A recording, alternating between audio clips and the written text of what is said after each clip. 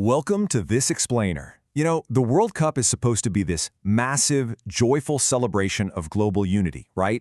It's all about bringing people from literally every corner of the planet together for the beautiful game. But man, before a single whistle is even blown for the 2026 tournament, it is already facing a totally different kind of opponent.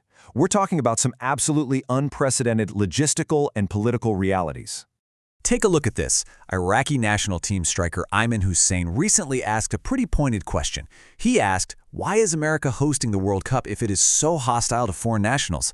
And honestly, that hit the nail on the head. It perfectly captures the core tension we're going to be exploring today. This inherently inclusive global tournament is colliding head-on with strict national border enforcement. It's a fascinating and incredibly complex situation. So here is our agenda for today. We're going to cover the World Cup border clash, held up at customs, geopolitics on the pitch, the institutional divide, and finally, a truly global game. We've got a packed agenda, so let's just dive right into our first topic. Section 1. The World Cup border clash, a global tournament versus sovereign borders. This is exactly where the aspirational concept of a globally accessible event goes toe-to-toe with reality. Okay, so the 2026 World Cup is going to be massive. 48 nations over 39 days. But right out of the gate, its open doors are slamming into strict U.S. immigration policies. We're seeing visas being denied or significantly delayed for players, officials, and even referees. Entry has literally been suspended for fans from Haiti and Iran. And get this. Fans from Morocco and Scotland, who, by the way, have spent thousands on flights and hotels for the most expensive World Cup in history, are finding their travel documents completely revoked just days before they're supposed to travel. It's a logistical nightmare across the board. Moving on to Section 2. Held up at customs. The human logistics. To truly grasp what's going on here, we really need to look past the high-level policies and focus on the immediate, bureaucratic nightmares that specific people are facing. 7. That's the number of hours Iraqi striker Aymen Hussein was actually detained at Chicago's O'Hare Airport. For 7 hours, he was held up and his phone was heavily inspected before they finally let him in. I mean, just imagine being an elite athlete, arriving to perform on the world stage, and your very first experience is spending nearly a full workday just being interrogated. Or consider this. 10.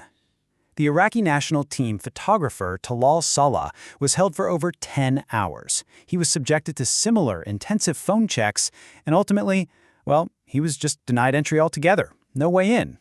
Then there is the story of Omar Artan. This 34-year-old was set to make history as the very first Somali referee at a World Cup.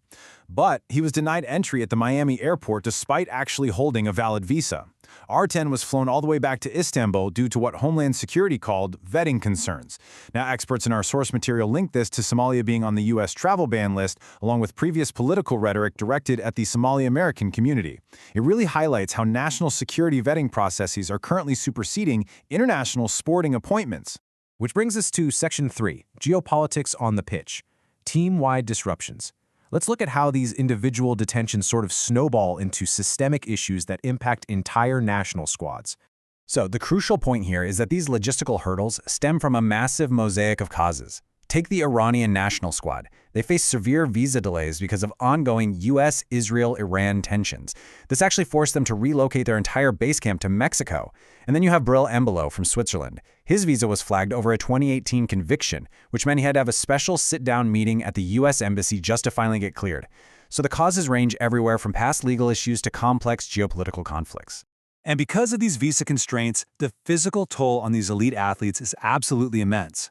The Iranian squad is reportedly forced into same-day international travel just to compete.